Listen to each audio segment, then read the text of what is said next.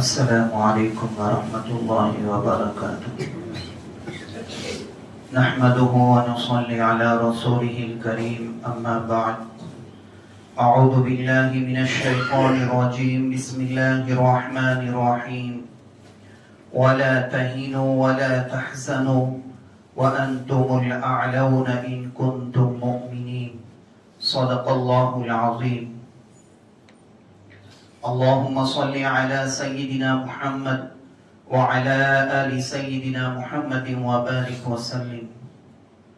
محترم بزرگوں اور عزیز دوستوں، آج ہم جس پرآشوب، نازک اور صبر آزما دور سے گزر رہے ہیں وہ ہم میں سے کسی پر پوشیدہ نہیں ہے. ہم نگاہ اٹھا کر دیکھیں، چاہے ہمارا ملک ہندوستان ہو یا دنیا کا کوئی اور خطہ، ہر طرف مسلمانوں کے لیے حالات انتہائی سنگین، گھٹن زدہ اور تشویشناک بنے ہوئے ہیں.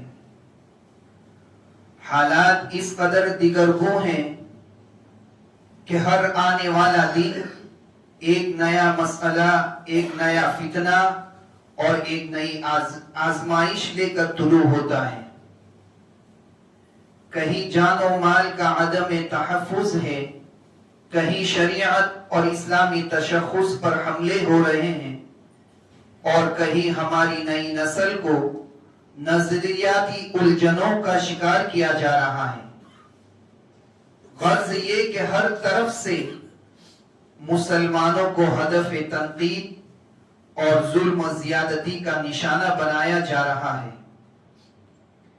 ان حالات کو دیکھ کر انسانی فطرت کے تقاضے کے تحت دلوں میں خوف، مایوسی، بے چینی اور اضطراب پیدا ہونا ایک حد تک فطری عمل ہے. لیکن بحیثیت مومن ہمارا یہ کامل یقین ہے کہ اس کائنات کا کوئی پتا، کوئی آندھی اور کوئی بھی واقعہ اللہ رب العزت کی مشیت، اس کی اجازت، اس کے اذن اور اس کی پوشیدہ حکمت کے بغیر رونما نہیں ہو سکتا. اگر آج ہم پر یہ حالات آئے ہیں تو اس کے پیچھے بھی رب کائنات کا کوئی فیصلہ اور ہماری آزمائش پوشیدہ ہے. آج بہت سے نادان اور دین کے رخ سے ناواقف لوگ در پردہ یا کھلے عام یہ سمجھنے لگے ہیں کہ شاید دین پر چلنا، اسلامی شعائر کو سینے سے لگانا اور شریعت کی پابندی کرنا ہی ان تمام مصائب اور پریشانیوں کی جڑ ہے. وہ سوچتے ہیں کہ اگر ہم بھی دوسروں کے رنگ میں رنگ جائے تو شاید ہمارے مسائل حل ہو جائے. لیکن میرے دوستو، یہ شیطان کا بہت بڑا دھوکہ اور فریب ہے. حقیقت اس کے بالکل برعکس ہے. تاریخ گواہ ہے کہ اسلام تو وہ قوت ہے جس نے بکریوں کے چرواہوں کو دنیا کا امام بنا دیا تھا. ہماری آج کی یہ حالت، یہ بے بسی اور یہ در در کی ٹھوکریں اسلام پر عمل کرنے کی وجہ سے ہرگز نہیں ہیں، بلکہ یہ سراسر اسلام کو چھوڑ دینے، قرآن کی روشن تعلیمات سے دوری اختیار کرنے، اپنے اخلاق اور کردار کا جنازہ نکالنے اور اپنی انفرادی، خاندانی اور سماجی زندگیوں کو غیروں کے طریقوں پر ڈھال لینے کا عبرتناک نتیجہ ہے. آج ہم پریشان اس لیے نہیں ہیں کہ ہم نے اسلام کو مضبوطی سے پکڑا ہوا ہے، بلکہ ہم ذلیل اس لیے ہو رہے ہیں کہ ہم نے اللہ اور اس کے رسول صلی اللہ علیہ وسلم کے احکامات کو پس پشت ڈال دیا ہے. یہ سزا دین پر چلنے کی نہیں بلکہ دین سے بے وفائی کی سزا ہے.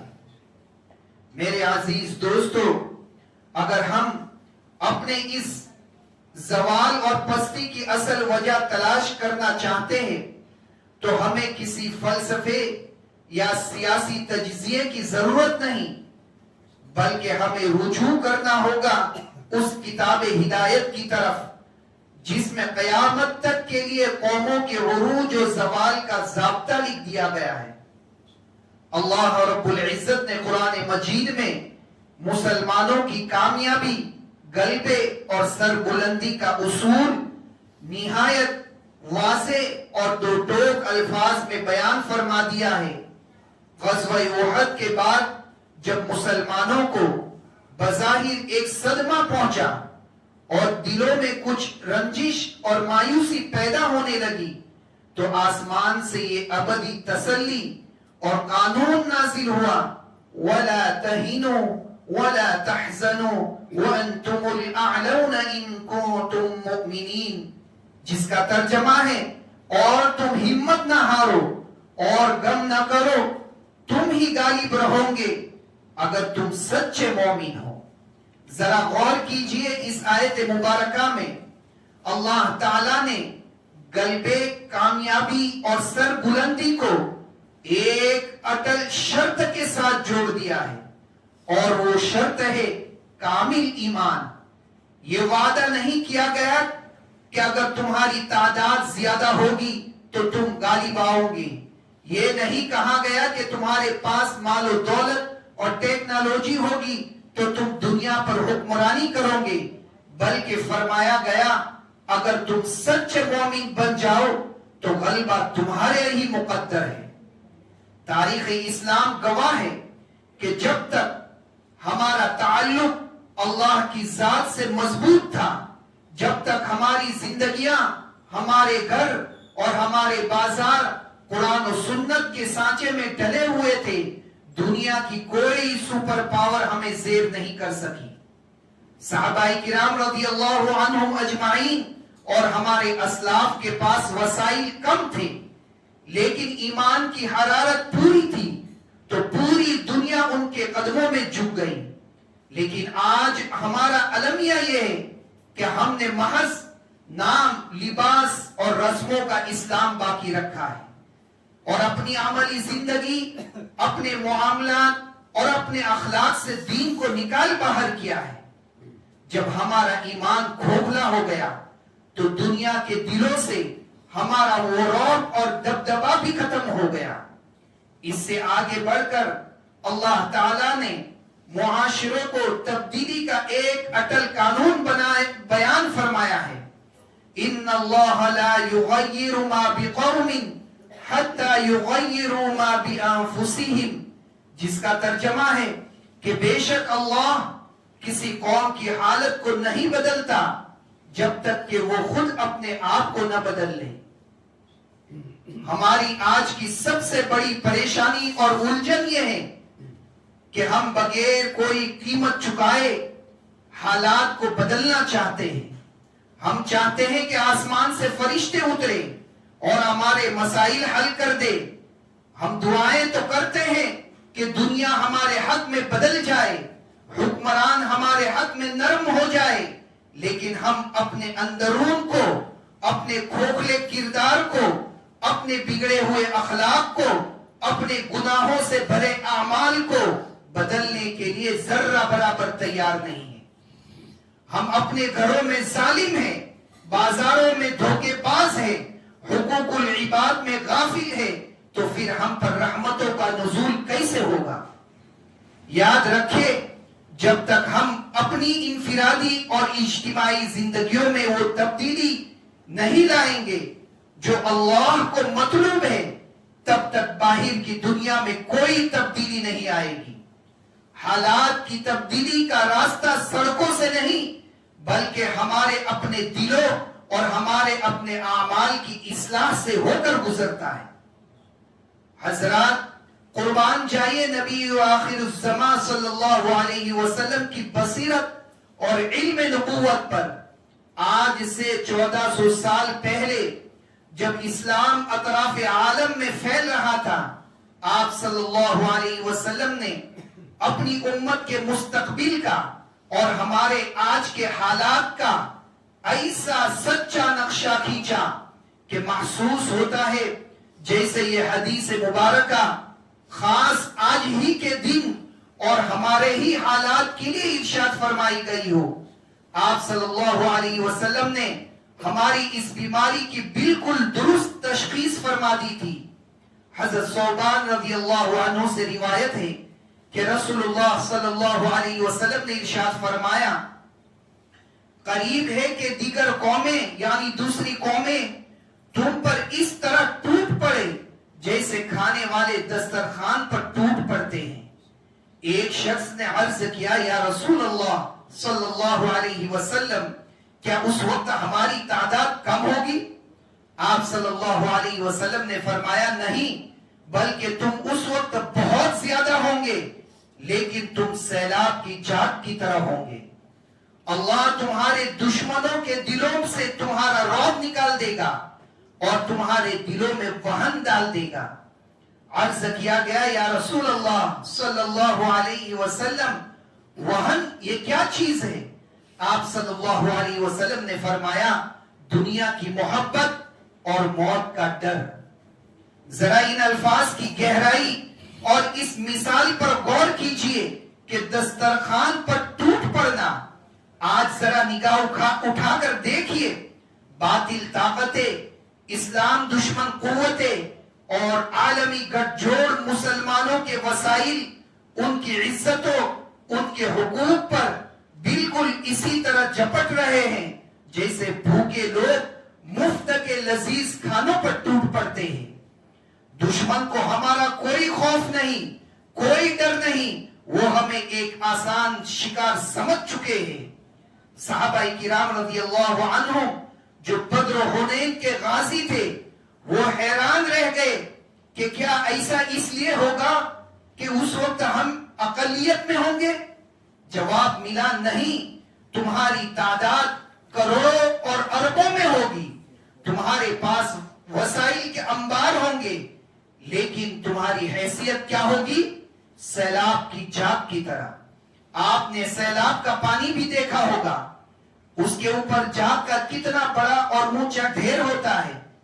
دور سے دیکھنے میں بہت کچھ لگتا ہے لیکن اس کی کوئی حقیقت، کوئی وزن، کوئی طاقت اور کوئی اپنی سمت نہیں ہوتی.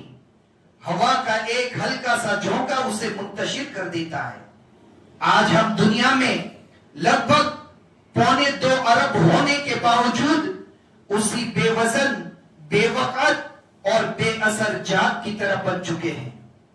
اور اس بے وقتی اور زوال کی اصل بیماری کیا ہے؟ آپ صلی اللہ علیہ وسلم نے اس بیماری کی جڑ بتا دی، وہ ہے وہن. وہن یہ کیا ہے؟ دنیا کی محبت اور موت کا ڈر. میرے عزیزو آج ہم اپنا جائزہ لیں، کیا یہ وہن ہماری رگوں میں، ہمارے دلوں میں، ہمارے گھروں اور ہمارے معاشرے میں رچ بس نہیں گیا؟ کیا ہم آخرت کے محاسبے کو بھلا کر، حلال و حرام کی تمیز مٹا کر صرف مال و دولت کی ہوس میں مبتلا نہیں ہو گئے؟ آج ہم موت سے، اللہ کے سامنے پیش ہونے سے گھبراتے ہیں. بزدلی ہمارا شعار بن چکی ہے کیونکہ ہم نے اپنی آخرت کو ویران کر دیا ہے اور صرف اس چند روزہ دنیا کو اپنا خدا بنا لیا ہے. یاد رکھے جب کسی قوم کا مقصد حیات اور اوڑھنا بچھونا صرف دنیا کا حصول رہ جائے، جب آخرت کی فکر دلوں سے نکل جائے اور جب حق پر ڈٹ جانے کے بجائے موت کا ڈر طاری ہو جائے تو پھر آسمان سے عزت و غلبے کے فیصلے نہیں اترتے. پھر وہ قومیں اسی طرح ذلیل و خوار ہوا کرتی ہے اور دوسروں کا نوالا بن جایا کرتی ہے. عزیز دوستو ذرا اپنے شاندار ماضی پر نظر دوڑائیے اور تاریخ کے اوراق پلٹ کر دیکھیے. ہمارے اسلاف صحابہ کرام رضی اللہ عنہم اجمعین اور قرون اولا کے مسلمانوں نے کیسے کیسے کٹھن حالات کا سامنا کیا. مکہ کی تپتی ہوئی ریت پر انہیں لٹایا گیا، ان کے سینوں پر بھاری پتھر رکھے گئے، آگ کے دہکتے ہوئے انگاروں پر انہیں کھینچا گیا. طائف کے بازاروں میں نبی رحمت صلی اللہ علیہ وسلم کو وہ پتھر مارے گئے کہ نالین لہو سے بھر گئے، اور بدر کے میدان میں 313 نہتے اور بے سر و سامان مسلمانوں کو 1000 کے مسلح اور تکبر میں ڈوبے لشکر کے سامنے کھڑا کر دیا گیا۔ لیکن قربان جائیے، ان کے ایمان اور استقامت پر بھوک، پیاس، ظلم اور تلواروں کے سائے میں بھی انہوں نے کبھی اسلام کے دامن کو ہاتھ سے نہیں چھوڑا۔ ان پر آنے والی یہ سختیاں اور پریشانیاں ان کی رسوائی کا سبب نہیں بنی، بلکہ ان کے درجات کی بلندی، ایمان کی پختگی اور اللہ کے قرب کا ذریعہ بن گئی۔ اور پھر تاریخ نے دیکھا کہ جب انہوں نے اللہ کے خاطر ہر چیز قربان کر دی تو بالآخر اللہ تعالیٰ نے انہیں زمین کی خلافت، غلبہ اور ایسی حکمرانی عطا فرمائی کہ قیصر و کسریٰ کے تاج ان کے قدموں میں آ گرے۔ اس تابناک اور روشن وراثت کے برعکس ذرا آج اپنے گریبان میں جھانک کر دیکھیے، آج ہمارا حال کیا ہے۔ آج ہماری مساجد سنگ مرمر سے چمک رہی ہے، بہترین قالینوں اور ایئر کنڈیشن سے آراستہ ہے، لیکن نمازیوں سے خالی ہے، اور ان میں سجدے کرنے والی پیشانیاں نہیں پائی جا رہی ہے، ناپید ہے۔ ہم نے دین کو صرف جمعہ اور عیدین تک محدود کر دیا ہے۔ ہم حقوق اللہ یعنی نماز، روزہ، زکوٰۃ کے معاملے میں اس قدر غافل اور سست ہو چکے ہیں کہ فرض عبادتیں بھی ہم پر بوجھ بن گئی ہیں، اور حقوق العباد کے معاملے میں ہم اتنے ظالم ہو چکے ہیں کہ بھائی بھائی کا حق مار رہا ہے اور پڑوسی سے محفوظ نہیں ہے۔ میرے عزیزو، آج ہمارے بازاروں کا چکر لگا کر دیکھیے، جس سچائی اور امانت داری نے کبھی پوری دنیا میں اسلام پھیلایا تھا، آج انہی بازاروں میں جھوٹ، دھوکہ دہی، ناپ تول میں کمی اور سب سے بڑھ کر سود جیسی اللہ اور اس کے رسول صلی اللہ علیہ وسلم سے کھلی جنگ والی لعنت عام ہو چکی ہے۔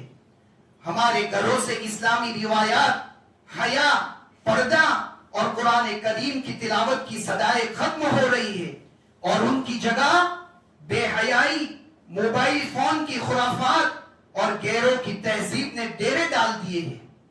ہم نے انفرادی اور اجتماعی سطح پر وہ تمام کام شروع کر دیے ہیں جن سے اللہ رب العزت اور اس کے پیارے حبیب صلی اللہ علیہ وسلم نے سختی سے منع فرمایا تھا۔ جب ہم نے شعوری طور پر جان بوجھ کر رب کی نافرمانی کو اپنا معمول اور اپنا عمل بنا لیا ہے، تو پھر آپ ہی بتائیے آسمان سے نصرت اور مدد کیسے اترے گی؟ فرشتوں کی قطاریں ہماری مدد کے لیے کیسے اترے گی؟ رحمتوں اور برکتوں کے دروازے کیسے کھلیں گے؟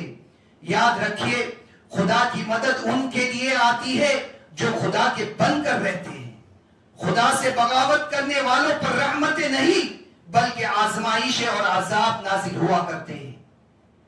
محترم حاضرین، اب سب سے اہم اور بنیادی سوال یہ پیدا ہوتا ہے کہ آخر ہم اس دلدل سے کیسے نکلے؟ کیا محض حالات کا رونا رونے اور ظالموں کو کوسنے سے ہماری تقدیر بدل جائے گی؟ ہرگز نہیں۔ اگر ہمیں اپنا کھویا ہوا وقار دوبارہ حاصل کرنا ہے تو ہمیں زبانی جمع خرچ سے نکل کر عملی میدان میں قدم رکھنا ہوگا۔ اس کے لیے ہمیں کچھ امور پر فوری سنجیدگی اور استقامت کے ساتھ عمل کرنا ہوگا۔ سب سے پہلا اور ناگزیر قدم یہ ہے کہ ہم اپنے رب کو منائیں۔ ہم سے جو خطائیں، نافرمانیاں اور گناہ ہوئے ہیں ان پر ندامت کے آنسو بہائے۔ اجتماعی اور انفرادی سطح پر سچے دل سے توبہ کرے۔ یقین جانیے، جب بندہ سچے دل سے اپنے رب کی طرف پلٹتا ہے اور گڑ گڑا کر معافی مانگتا ہے تو اللہ کی رحمت جوش میں آ جاتی ہے۔ ہمیں اپنے رب کو راضی کرنے کی فکر کرنی ہوگی، کیونکہ جب تک آسمان والا راضی نہیں ہوگا، زمین والوں کے دل ہمارے لیے کبھی نرم نہیں ہوں گے۔ دوسرا، صرف طاقوں میں سجا کر رکھنے یا قسمیں کھانے کے لیے قرآن نہیں آیا۔